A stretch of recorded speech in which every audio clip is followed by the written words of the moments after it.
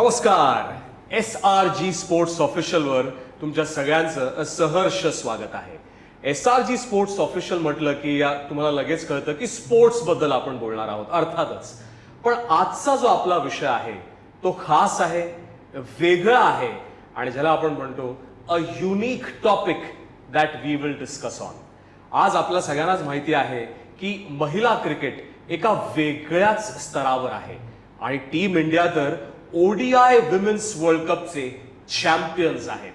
पण मुंबईच्या महिलांचा क्रिकेटचा इतिहास सुद्धा प्रदीर्घ आहे आणि समृद्ध आहे आणि म्हणूनच मुंबई महिला क्रिकेटचं सुवर्णपान हे काय आहे, ह्याचा इतिहास काय आहे, किती मोठं योगदान मुंबईच्या महिला क्रिकेटर्सचं आहे, त्याचबरोबर ऍडमिनिस्ट्रेशनची सुद्धा म्हणजेच प्रशासनाची सुद्धा जी अप्रतिम साथ मिळालेली आहे त्याबद्दल आपण चर्चा करणार आहोत.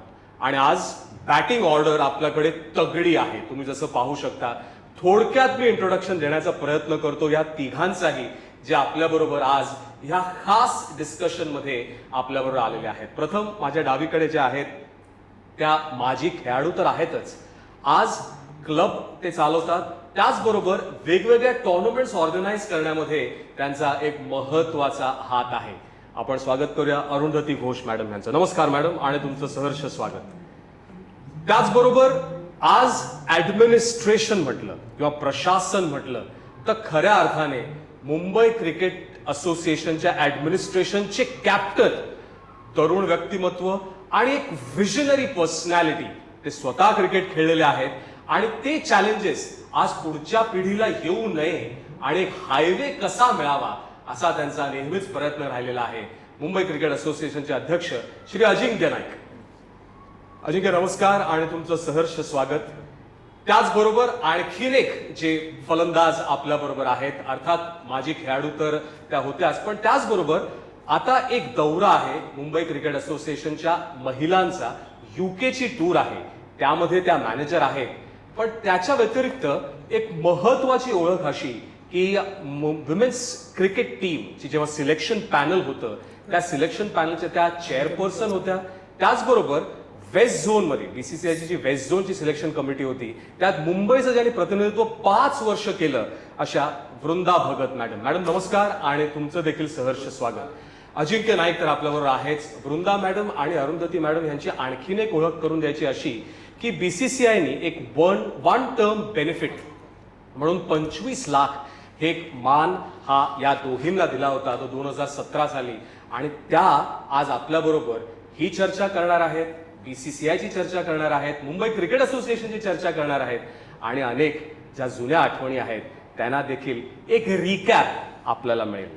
तर स्वागत आहे तुमच्या तिघांचे. प्रथम मी वृंदा मॅडम कडनं ही फलंदाजी सुरू करतो.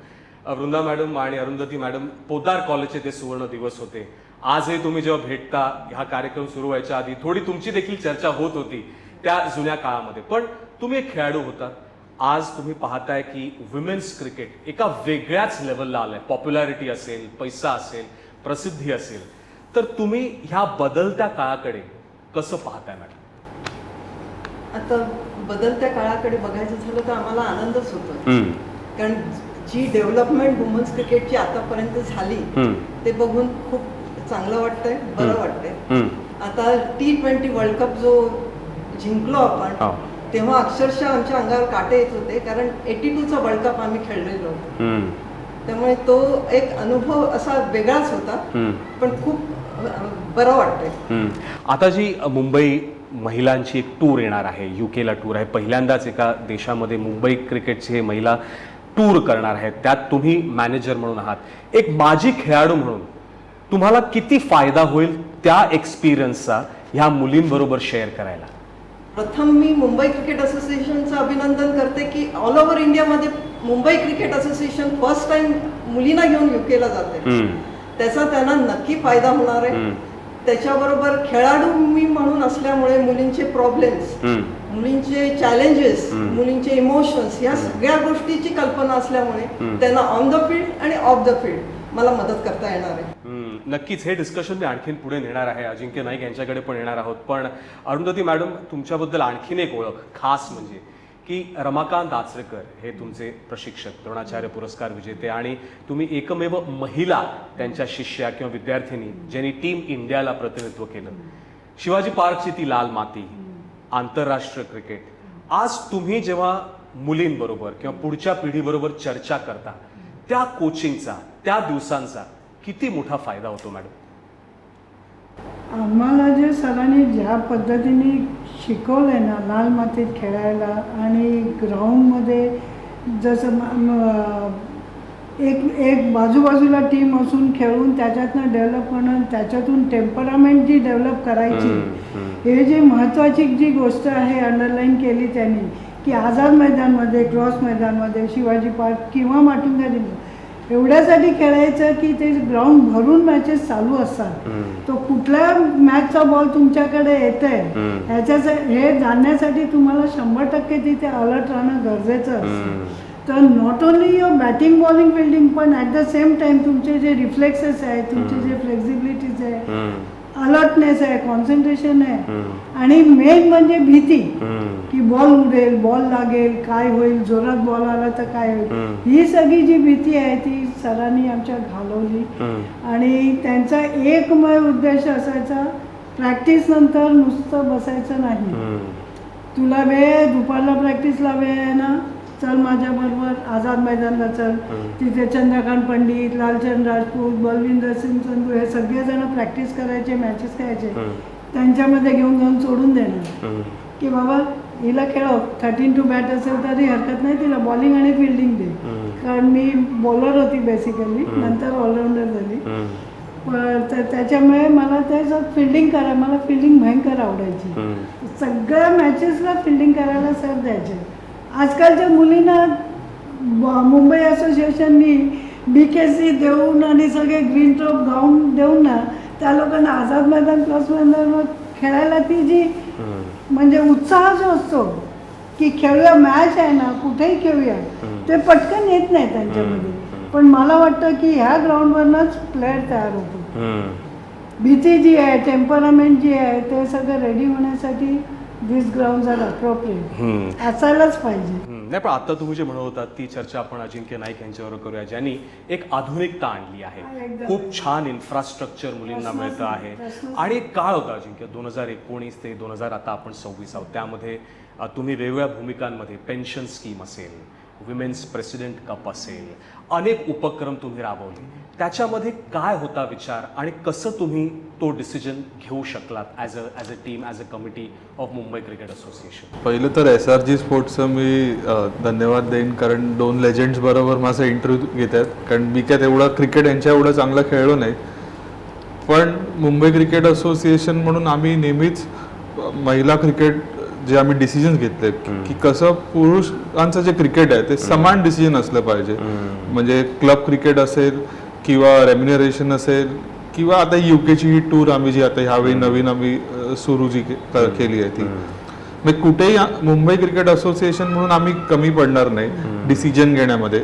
आणि जर मुंबई क्रिकेट असोसिएशन मध्ये जर लेजंड्स बघितले, म्हणजे पुरुष असतील किंवा महिला खेळाडू असतील, हे भारतात एकमेव असोसिएशन आहे जिकडे आपण जे डिसिजन घेतो ते बाकीचे स्टेट्स फॉलो करतात.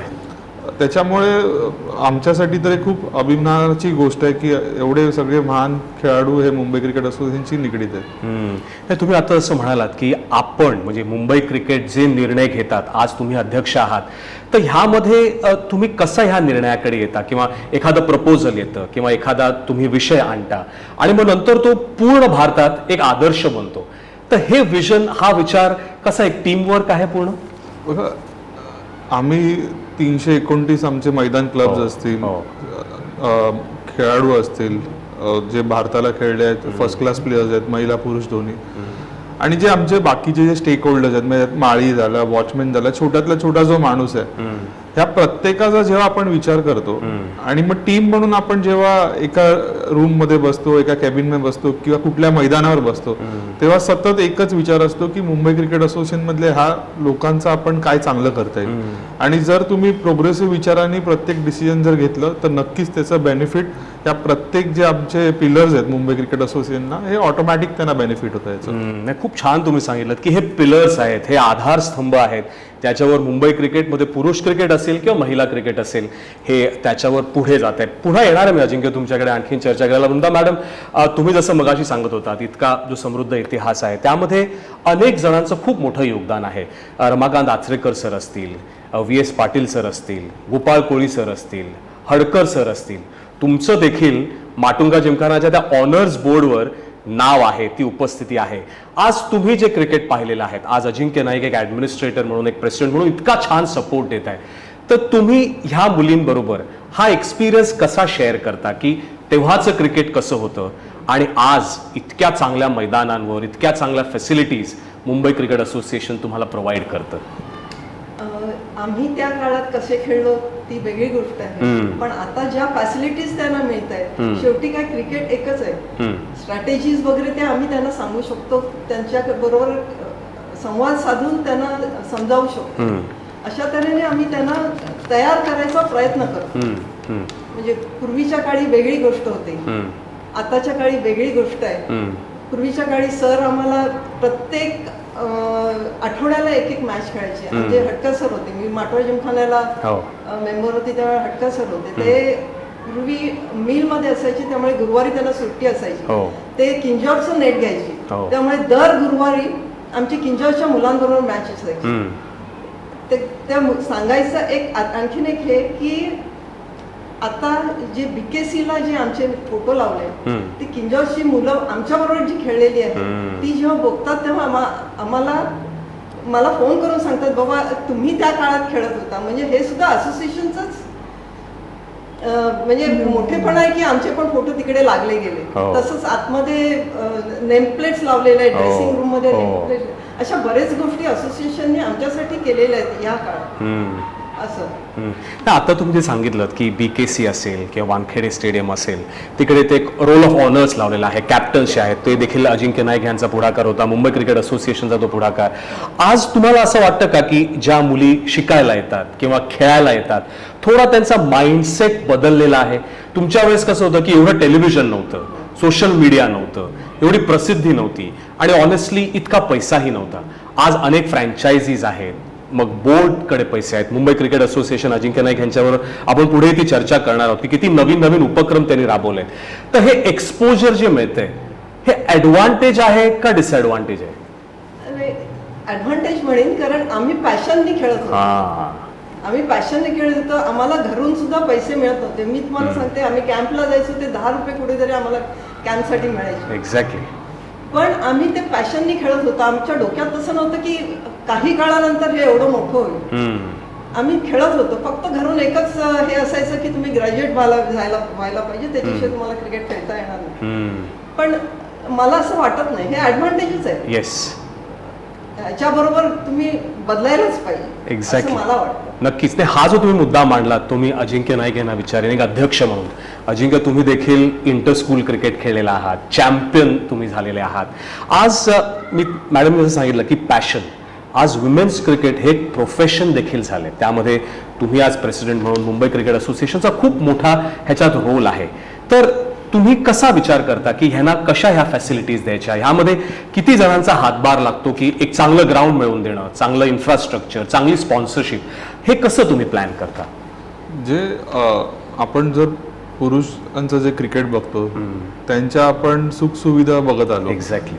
पण कुठेतरी सेम सुखसुविधा किंवा त्याच्यापेक्षा चांगल्या आपण काय करता येईल, अपग्रेड करता येईल. कारण चेंजिंग फॅसिलिटी झाली, वॉशरूम झाली, हे महिला क्रिकेट ह्यांच्यासाठी खूप इम्पॉर्टंट आहे. त्या सगळ्या गोष्टीचा जर आपण विचार केला तर जे आपले स्टँडअलोन मैदान क्लब्स आहेत किंवा आपले MCAचे स्वतःचे जे ग्राउंड आहेत, वानखेडे स्टेडियम झालं किंवा BKCचं ग्राउंड झालं किंवा कांदिवलीचं ग्राउंड झालं, शक्यतो चांगल्या व्हेन्यूवर महिला क्रिकेटर्सना आपण मॅचेस देतो. कारण ह्या बाकीच्या पण आतलं तर इन्फ्रास्ट्रक्चर सगळीकडे चांगलं असतं, विकेट चांगलं असतात, पण बाहेरच्या गोष्टी पण आपण विचार केला पाहिजे. एक्झॅक्टली. आणि जेव्हा एक सगळ्या गोष्टींनी आपण विचार करतो तर ऑटोमॅटिकली आम्ही पहिलं प्रेफरन्स स्टँडअलोन स्ट्रक्चरवर असतं.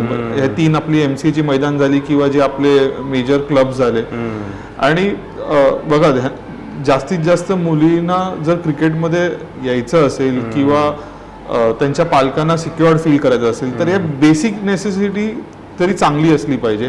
मग बाकीच्या गोष्टी रेम्युनरेशन किंवा त्यांना तुम्ही टूर कुठल्या देतात, मॅचेस कुठल्या खेळवतात ह्या नंतर, पण बेसिक फॅसिलिटी जर नीट असेल, कारण शेवटी आपल्याला स्वातंत्र्य मिळून 1947 मध्ये स्वातंत्र्य मिळालं आणि जर अजून पण आपण पाणी, चेंजिंग रूम, टॉयलेट ह्याच्यावरच आपण जर काम केलं तर मला वाटतं योग्य नसणार. असोसिएशन म्हणून किंवा आपण प्रत्येक जण क्रिकेटचे कार्यकर्ते म्हणून त्याच्या पलीकडे जाऊन विचार केला पाहिजे आणि चांगल्या फॅसिलिटीज देणं हे आपलं कर्तव्य आणि आपण ते केलं पाहिजे. खूप छान तुम्ही सांगितलं की त्या बेसिक फॅसिलिटीज जर मिळाल्या तर महिलांचं क्रिकेट पुढे जाईल. अरुंधती मॅडम, तुम्ही एक स्पोर्टिंग युनियन क्लब म्हणून सावित्री सॉलोमन टुर्नामेंट असेल, अंडर 14 मुला मुलींसाठी स्पर्धा असेल जी पहिली होती त्या काळी, तर त्यामध्ये तुमची आणि तुमच्या क्लबची ही भूमिका, तो रोल काय असायचा ते आम्हाला थोडं सांगा. सावित्री सॉलोमन टुर्नामेंट आम्ही जेव्हा स्पोर्टिंग युनियन क्लब फॉर्म केला ना तेव्हा सेक्रेटरीचं एकच होतं, अजित घोष सेक्रेटरी होते. त्यांचा एकच एम होता की मुलांचे क्लब्स खूप आहेत आणि तुम्ही बाहेर खेळायला जाता तर आम्हाला तेव्हा वर्षातून 3 टुर्नामेंट फक्त खेळायला मिळायचे. पोल्सन ट्रॉफी खेळायचो, झोनला सिलेक्ट झालो तो राणी झाशी ट्रॉफी आणि मग इंडियन टीम कॅम्प, 2 टुर्नामेंट वर्ष आणि नॅशनलचे. तर 3 टुर्नामेंटमध्ये काय परफॉर्म करणार, काय शोकेस करणार आणि कसं होणार. तर मॅच टेम्परामेंट जी आहे परफॉर्म करण्यासाठी फायनली लागते ती मिळायला आम्हाला मॅचेसच मिळायचे नाहीत खेळायला. तर तेव्हा भाऊ क्लब फॉर्म करून तो म्हणाला काय की आपण इंटरस्टेट टुर्नामेंट करूया. आणि तसं डॉक्टर पीटर सॉलोमन होते, नरसिंहमोंजीचे कोच होते. त्यांनी म्हणाले मी तुम्हाला ट्रॉफी देतो, तुम्ही माझ्या मिसेसच्या नावाने टुर्नामेंट सुरू करा. आणि मग तशी आम्ही इंटरस्टेट टुर्नामेंट सुरू केलं. तेव्हा मी स्वतः खेळत होते बॉम्बेसाठी, पण मग आम्ही इंटरस्टेट 6 टीम 8 टीम मॅक्झिमम 8, त्याच्याहून जास्ती अफोर्ड करू शकायचं नाहीत. आणि आमच्या बरोबर विजय मर्चंट सर होते. तर विजय मर्चंट सरांनी आम्हाला खूप मदत केली टुर्नामेंट करायला. ब्रेवन स्टेडियमवर आम्ही 87 पर्यंत जोपर्यंत त्यांची होती लाईफ ब्रेवन स्टेडियमवर टुर्नामेंट करायचो. पर डे 1 मॅच, म्हणजे 15 डेज टुर्नामेंट चालायची आमची. पण 15 डेज आम्हाला ब्रेवन स्टेडियम ते द्यायचे. मग बाकीचे सगळे फॅसिलिटीज आम्ही अरेंज करून खेळायचो स्टेट वगैरे. That was really great fun. आणि लीग मॅचेस असायचे त्यामुळे प्रत्येक टीमला 3 ते 4 मॅचेस खेळायला मिळायचे. So that was the basic foundation की ज्याच्याने आम्ही तयार झालो. आमची टीम स्पिरिट डेव्हलप झाली. We enjoyed it. येस, नाही तुम्ही एन्जॉय केलं हे तुमच्या चेहऱ्यावर दिसतंय की आज हे तुम्ही ब्रेबॉर्न स्टेडियम बद्दल सांगत असताना किती आनंद किंवा ती संस्कृती वेगळी होती. एकदमच वेगळी. आणि सर स्वतः उभे राहायचे, काही कमी पडलं तर बघायला. ते तिथल्या ग्राउंड्समॅनना इन्स्ट्रक्शन असायचं की ह्या मुलींना काही कमी पडता कामा नये, काय लागलं तर please give me a call. ते हजर असायचे ग्राउंडवर. तर ह्याच्याहून मोठं अभाग्य काय असेल. एक्झॅक्टली. विजय मर्चंट सर सारखे आमच्या तेव्हा आम्हाला वुमेन्स क्रिकेट आम्ही फंड गोळा करायला गेलो ना की आम्हाला विचारायचे तुम्ही अंडरआर्म खेळता का ओव्हरआर्म खेळता, तुम्ही रबरी बॉलनी खेळता का कापडी बॉलनी खेळता, इथपासून प्रश्न सुरुवात असायचे. तर आम्ही 100 रुपये 300 रुपये 600 रुपये करून जमून आम्ही ती टुर्नामेंट करायचो. That was fun. मला म्हणजे कंटाळा कधी आला नाही की शी काय मागायला जायचं, खेळायचं पण, प्रॅक्टिस पण करायचे, मॅचेस पण खेळायचे. पण it was a fun, real great. आज पण ते आठवलं की असं लाईफ फुल ऑफ लाईफ वाटतं. खरंच आहे. खूप खूप छान तुम्ही ते सांगितलं. आणि आता बघा आपण वृंदा मॅडम आणि अजिंक्य यांच्यावर पुढची चर्चा करूया. तुम्ही ते सांगत होता जिकडे असे प्रश्न विचारले जायचे. आज मुंबईच्या महिला UK टूरसाठी तयार आहेत आणि त्यामध्ये मॅडम तुम्ही मॅनेजरची एक महत्वाची भूमिका तुम्ही निभावणार आहात. तर मॅडम आम्हाला सांगाल की ह्या टूरमधनं तुमच्या काय अपेक्षा आहेत, काय एक्सपेक्टेशन्स आहेत की ह्या ज्या मुली आहेत ज्यांचं एका प्रॉपर सिलेक्शन प्रोसेसनी निवड झालेली आहे त्यांनी त्या टूरमधनं काय एक्स्ट्रॅक्ट करायला पाहिजे, कशी तयारी करायला पाहिजे, त्याबद्दल तुम्ही काय सांगाल मॅडम? मुंबई क्रिकेट असोसिएशननी एक हाय परफॉर्मन्स कॅम्प घेतला होता. त्याच्यातून ह्या मुली निवडलेल्या आहेत. म्हणजे त्याचा फायदा सुद्धा त्यांना झालाय. तो त्यांनी परफॉर्म करावा तिकडे जाऊन, हे महत्वाचं आहे. कळलं ना? जर असोसिएशन एवढी तुमच्यावर मेहनत घेते तर त्यांनी ते परफॉर्म करून दाखवावं अशी अपेक्षा आहे. कारण त्याचा उपयोग त्यांना पुढे त्यांच्या पुढच्या करिअरसाठी होणार आहे. हो, हे महत्वाचं आहे. एक्झॅक्टली. अजिंक्य, हा विचार कसा आला की या मुलींसाठी ही अशी एक टूर आयोजित करायची ज्याने एक एक्सपिरियन्सही मिळेल, एक्सपोजरही मिळेल आणि एक से एक नवीन चॅम्पियन्स मुंबईला आणि नंतर भारतीय क्रिकेटला मिळतील? प्रसन्न, याच्यात हा खूप इम्पॉर्टंट आहे, एक्सपिरियन्स आणि एक्सपोजरचा. येस. कारण बेसिक क्रिकेट तर 100% त्या प्लेयर्सना येतच, हो. कारण ते स्टेट लेवलला वर्षानुवर्ष खेळतातच आहेत. पण कुठेतरी टेम्परामेंटसाठी जसं मॅडमनी सांगितलं की मैदान क्रिकेट इम्पॉर्टंट आहे, तसं इंटरनॅशनल ट्रॅव्हल आणि ते जे मिळणारं एक्सपोजर आहे ते पण तेवढंच इम्पॉर्टंट आहे. कारण आपले मुंबईच्या प्लेयर्स जेव्हा त्या आंतरराष्ट्रीय स्तरावर जातील किंवा वेगवेगळ्या फॉर्मॅटचे टुर्नामेंट्स खेळतील, तेव्हा तो जो त्यांचा कॉन्फिडन्स आहे हा ह्या सगळ्या एक्सपोजरने येईल, ह्या एक्सपिरियन्सने येईल, चांगल्या टीम बरोबर खेळण्याने येईल. आणि जेव्हा ते परफॉर्म करतील तर अधिक त्यांचा कॉन्फिडन्स वाढेल. आणि जेव्हा मी तर मॅडमना मॅनेजर म्हणणार नाही, एक जे क्रिकेटर आहेत जे भारताला रिप्रेझेंट केलं, त्यांनी वेगवेगळ्या भूमिका BCCI पासून ते आज मुंबई क्रिकेट असोसिएशनच्या वेगवेगळ्या भूमिकेत त्यांनी काम केलं. अशा जर व्यक्ती यंगस्टर्सना जर सपोर्ट करतील तर हा सुद्धा ऑफ पिच किंवा ड्रेसिंग रूम मध्ये किंवा प्रवासामध्ये त्यांचा एक्सपिरियन्स हा कुठेतरी कामाला येईल. तर ओव्हरऑल हे एक्सपिरियन्स, एक्सपोजर, ह्या सगळ्या गोष्टी आणि शेवटी परफॉर्मन्स हा येणाऱ्या काळात मुंबई क्रिकेट असोसिएशनला 100% फायदेशीर ठरेल. कारण शेवटी असोसिएशन म्हणून आमचं काम काय तर क्रिकेट चांगल्या प्रकारे रन करणं. आणि ही प्रोसेस आहे, ही प्रोसेस आम्ही सीझनच्या सुरुवातीला सुरू केली आहे. आणि मग ह्या प्रोसेसनी ह्या वर्षी, पुढच्या वर्षी किंवा येणाऱ्या पुढच्या 10 वर्षांनी याचा रिझल्ट नक्कीच चांगला मिळेल. कारण विदाऊट एनी इनिशिएटिव्ह तुम्ही न काही करता रिझल्ट येऊ नाही शकत. एक्झॅक्टली. नुसतं पेपरावर किंवा आमच्याकडे एवढ्या ट्रॉफीज आहेत, आमचे एवढे प्लेयर्स आहेत, त्याच्याने तुमचं फ्युचर सिक्युअर नाही होणार. या वेगळ्या वेगळ्या इनिशिएटिव्हनीच तुमचं असोसिएशनचं फ्युचर सिक्युअर होऊ शकतं. या चांगल्या ॲज अ टीम आम्ही घेतलेल्या स्टेप्स आहेत आणि याचं नक्कीच फळ हे पॉझिटिव्हली चांगलं मिळेल. हे खूप छान सांगितलं तुम्ही अजिंक्य. हे जे तुम्ही 2 शब्द वापरलेत, एक्सपिरियन्स आणि एक्सपोजर, तुम्ही नेहमीच एक व्यक्तिमत्व म्हणून तुम्ही सुद्धा खूप आंतरराष्ट्रीय ट्रॅव्हल करत असता.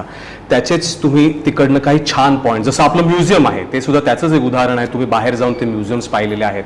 आज हे एक्सपिरियन्स आणि एक्सपोजर तुम्ही ह्या मुलींना देखील देताय. तुम्ही एक स्काउटसाठी एक टुर्नामेंट ऑर्गनाईज केली होती आणि आता तर पहिला सीझन येतोय तो महिलांच्या T20 मुंबई लीगचा.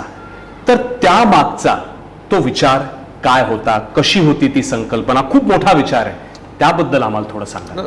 माझ्यामध्ये दोघंही मॅडम सांगू शकतील. प्लेयरना जर परफॉर्म करायला प्लॅटफॉर्मच नसेल तर त्यांना पिक कोण करणार? एक्झॅक्टली. भारताचे सिलेक्टर्स त्यांना कधी बघणार? किंवा वेगवेगळ्या फॉर्मॅटमध्ये आज फ्रँचायझी क्रिकेट आहेत, तिकडचे स्काउट्स कधी त्यांना पिक करणार? जर प्लॅटफॉर्म असेल आणि परफॉर्मन्स झाला तरच त्यांच्यावर ती नजर पडू शकते. आणि मग सोशल मीडिया असेल, न्यूजपेपर असतील किंवा हे सगळे माध्यम आहेत त्यांचा परफॉर्मन्स दाखवण्यासाठी. पण प्लॅटफॉर्म असणं गरजेचं आहे. आणि जर BCCI A-B-C अशा प्रकारच्या वेगळ्या वेगळ्या टुर्नामेंट करू शकते तर मुंबई क्रिकेट असोसिएशन नक्कीच करू शकते. आपलं इतिहास हा 97 इयर्सचा इतिहास आहे. आपण 97 इयर्समध्ये आता आहोत आणि प्लॅटफॉर्म असणं इम्पॉर्टंट होतं. मैदान आपल्याकडे नक्कीच चांगली आहेत पण कुठेतरी प्लॅटफॉर्म मिसिंग होतं आणि हा मी तयार केलाय. चांगले प्लेयर्स याच्यातनं आपल्याला नक्कीच मुंबईसाठी आणि येणाऱ्या काळात भारतासाठी मिळतील. प्रोफेशनॅलिझम तुम्ही आता म्हणालात, त्यात आणखीन एक छोटासा प्रश्न की ऑक्शन ज्या प्रकारे कंडक्ट झालं महिलांचं, रेकॉर्ड प्राइसेस त्याच्यामध्ये त्या 3 टीम्सनी त्या प्लेयर्सना ते ऑक्शनमध्ये घेतलं, तो सुद्धा एक प्लॅनचा भाग होता की जसं IPL मध्ये आपण ऑक्शन पाहतो किंवा WPL मध्ये पाहतो त्याच स्तरावरचं किंवा त्याच्याही पेक्षा चांगलं मुंबई क्रिकेट असोसिएशनच्या ह्या T20 मुंबई लीगच्या महिलांसाठी असावं? बघा, प्रोसेस किंवा आपण जे प्रोएक्टिव्ह थिंकिंग म्हणतो किंवा जे प्रिपेअर्डनेस करायचं आहे हा मग करायचा म्हणून केलं नाही पाहिजे. एक्झॅक्ट. जर कुठलीही गोष्ट करायची तर ती पूर्णपणे केली पाहिजे. इंटरनॅशनल स्टँडर्डची असली पाहिजे. जसं ICC काय विचार करतं, BCCI काय विचार करतं, आणि आपल्याकडे एवढे स्टॉलवर्ड्स ॲडमिनिस्ट्रेटिव्हली पण खूप लोक आहेत, क्रिकेटिंग वाईज पण आहेत, आणि मोठ्यातली मोठी लोक पण आपल्याला सपोर्ट करतात. तर आपण नक्कीच तो विचार इम्प्लिमेंट करू शकतो. मुंबई क्रिकेट असोसिएशनचा तुम्ही जर इतिहास बघितला डिकेड वाईज, तर प्रत्येक विचार हे इम्प्लिमेंट झालेत. बाकीच्या जर तुम्ही स्टेट असोसिएशनमध्ये बघाल, नुसते विचार हे विचारापुरते राहतात. आपलं एकमेव स्टेट असोसिएशन आहे जे गोष्टी इम्प्लिमेंट करतं. प्रत्येक डिकेडमध्ये वेगळ्या वेगळ्या ॲडमिनिस्ट्रेटिव्ह रोल्समध्ये वेगळ्या वेगळ्या लोकांनी काम केलं. माननीय शरद पवार साहेबांनी महिला क्रिकेटला एक दिशा दिली. प्रोफेसर रत्नाकर शेट्टी असतील, रवी सावंत सर असतील, आमचे आता जगदीश आचरेकर सर आम्हाला सूचना पाठवत असतात. असे अनेक ॲडमिनिस्ट्रेटिव्ह लोक आम्हाला सूचना देत असतात, ज्या योग्य आहेत आणि जे टीम म्हणून आपण इम्प्लिमेंट करू शकतो ते आम्ही नक्कीच इम्प्लिमेंट करतो. हो, खूपच छान तुम्ही सांगितलं. तर तोच एक प्रश्न वृंदा मॅडम तुम्हाला मी विचारतो की आज टीम इंडिया बघितलं किंवा WPL जर बघितलं, ते एक वर्ल्ड चॅम्पियन अर्थात जयमा रॉड्रिग्स तर आहेच, सायली सदगरेने देखील खूप छान डेब्यू केला होता. मग त्याचबरोबर हुमेरा काझी आहे, असिमरन शेख आहे, फातिमा जाफर आहे. तर हे सगळे प्लेयर्स आता एक लेवल वर गेलेले आहेत. तर ही जी पुढची पिढी आहे त्यांनी एक्झॅक्टली काय मेहनत करायला पाहिजे, कशी मेहनत करायला पाहिजे? UKची टूर तर आहेच, पण त्या व्यतिरिक्त काय केलं पाहिजे की जेणेकरून ते सुद्धा एक जयमा रॉड्रिग्स होतील किंवा सायली सदगरे होतील? तुम्ही एवढे वर्ष क्रिकेट पाहताय, खेळलाय, काय एक्झॅक्टली त्यांनी करायला पाहिजे? 2-3 गोष्टी सांगू शकता मॅडम? एक तर कन्सिस्टन्सी पाहिजे प्रॅक्टिसमध्ये. एक्झॅक्टली. असोसिएशन त्यांना पाहिजे तेवढ्या टुर्नामेंट्स देत आहे, त्याच्यात त्यांचा परफॉर्मन्स पाहिजे.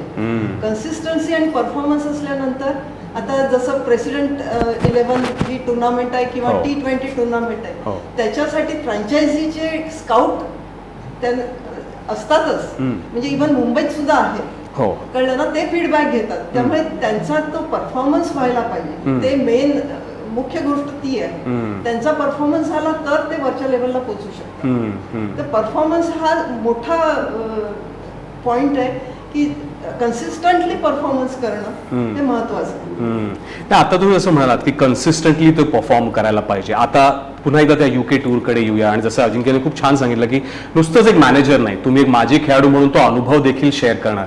तर काय चॅलेंजेस येतील ह्या मुलींना जे कदाचित पहिल्यांदाच भारताच्या बाहेर जात असतील किंवा टूर म्हणून गेले असतील पण क्रिकेट खेळायला कदाचित प्रथमच जात असतील, तर त्यांच्यासमोर काय चॅलेंजेस असतील आणि तुम्ही त्यांना कशी मदत कराल? टेक्निकली असेल, मे बी थोडं सायकोलॉजिकली देखील असेल, किंवा तो सीमिंग बॉल आहे, स्विंगिंग बॉल आहे, तर ते काय चॅलेंजेस असतील? पहिलं म्हणजे त्यांच्याशी संवाद साधणं हे महत्वाचं आहे. दुसरी गोष्ट एक तर वेदर चॅलेंजेस असणार,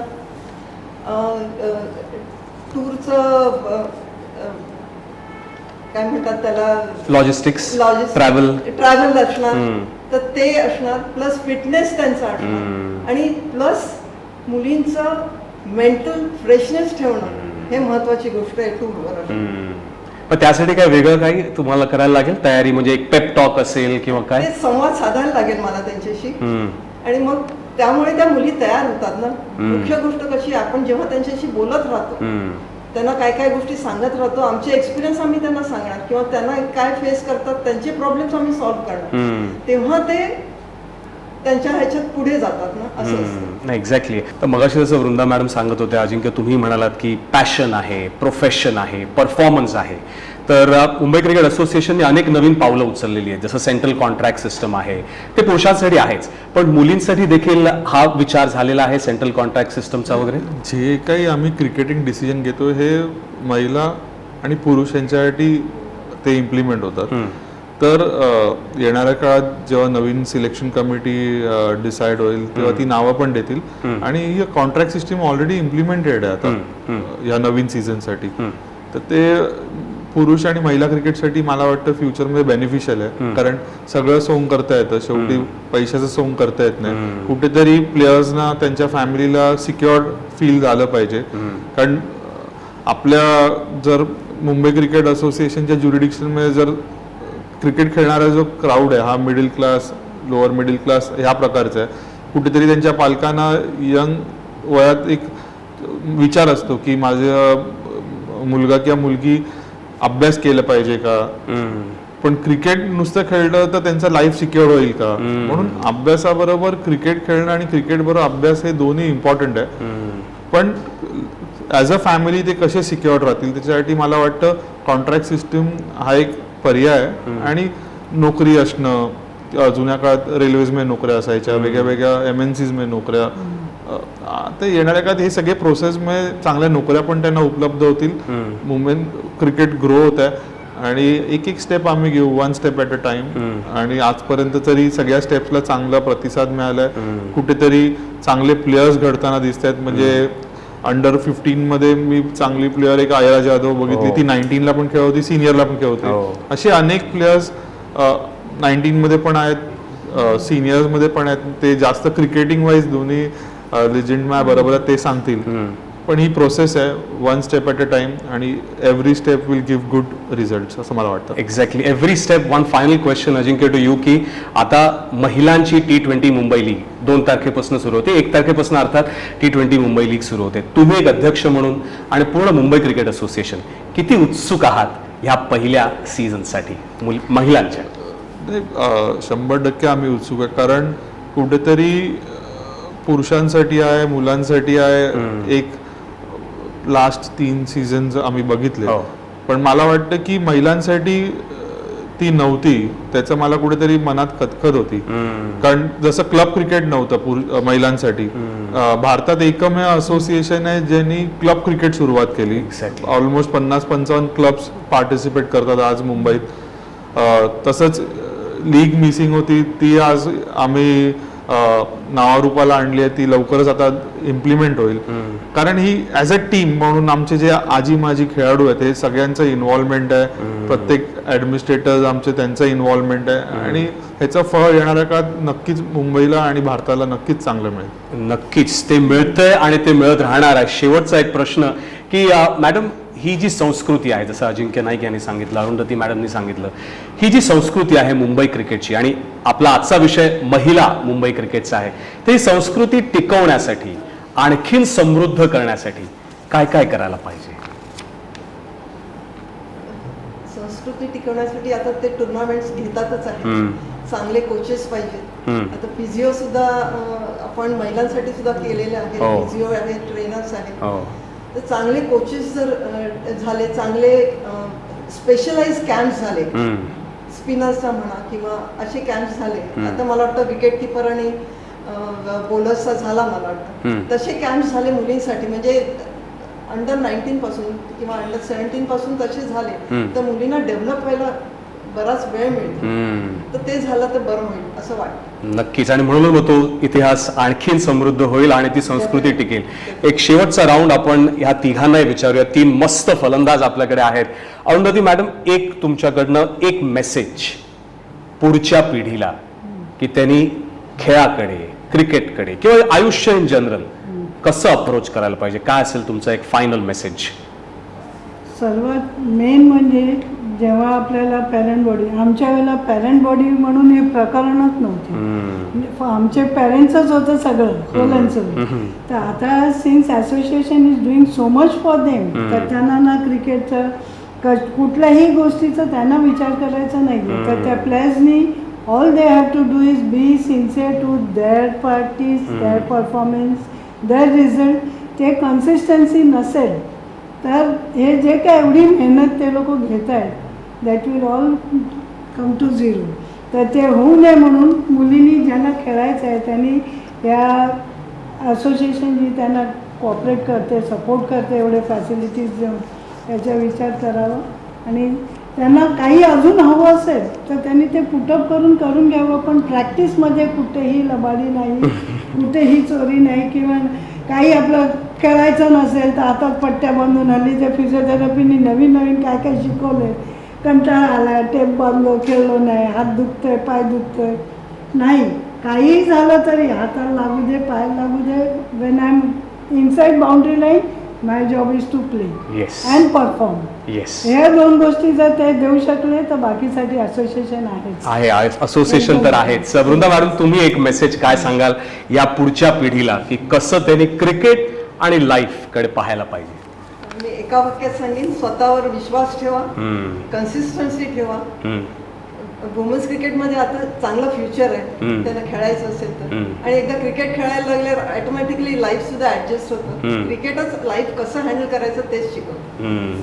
शेवटचे कन्क्लुडिंग थॉट्स आपले अध्यक्ष अजिंक्य नाईक सांगतील. अजिंक्य, तुम्ही शिक्षणाचं महत्त्व सांगितलं, क्रिकेटचं महत्त्व सांगितलं. एक message from the president of the Mumbai cricket association to the next generation of Mumbai's women cricketers. Mumbai cricket असोसिएशनचा जो लायन आहे त्याची तुम्ही लॉयल्टी कायम ठेवा. Giving back to the society आपण ऐकतो, जसं आमचे माजी क्रिकेटपटू मुंबई क्रिकेटसाठी त्यांचा वेळ देतात, कॉन्ट्रीब्यूट करतात, त्यांचं पार्टिसिपेशन असतं, तर त्याचं तुम्ही अप्रिशिएट केलं पाहिजे. आणि शेवटी तुम्हाला जर मुंबई आणि भारताला खेळायचं असेल तर परफॉर्मन्स शिवाय दुसरा काहीच क्रायटेरिया नाही. परफॉर्मन्स खूप इम्पॉर्टंट आहे. कन्सिस्टन्सी, प्रॅक्टिस, चांगलं इन्फ्रास्ट्रक्चर, हे सगळं मुंबई क्रिकेट असोसिएशन म्हणून आम्ही तुम्हाला प्रोव्हाइड करूच. पण मुंबईच्या टीममध्ये कन्सिस्टंटली खेळायला आणि चांगलं परफॉर्म करून भारताला खेळण्यासाठी परफॉर्मन्स हा एकच क्रायटेरिया आहे. तर त्याच्यासाठी जी काय मेहनत लागणार ती तुम्हाला करायला लागणार. आणि ती जर तुम्ही करू नाही शकणार तर तुम्ही आम्हाला नाही फसवणार आहे, तुम्ही स्वतःला फसवणार आहे. तर तुम्ही मेहनत कुठे कमी पडू देऊ नका. आणि आमचे जे माजी खेळाडू आहेत किंवा जे आमचे ॲडमिनिस्ट्रेटर्स आहेत, हे तुम्हाला जिकडे जिकडे मदत लागेल तिकडे आम्ही 100% करू. आणि MCAचा जो लायन आहे ह्याचं नेहमीच तुम्ही प्राऊड फील करा की तुम्ही मुंबई क्रिकेट असोसिएशनला रिप्रेझेंट करतायत. आणि जेव्हा तुम्ही भारताला खेळाल तेव्हा ह्या लायनचं इम्पॉर्टन्स तुम्हाला नक्कीच कळेल.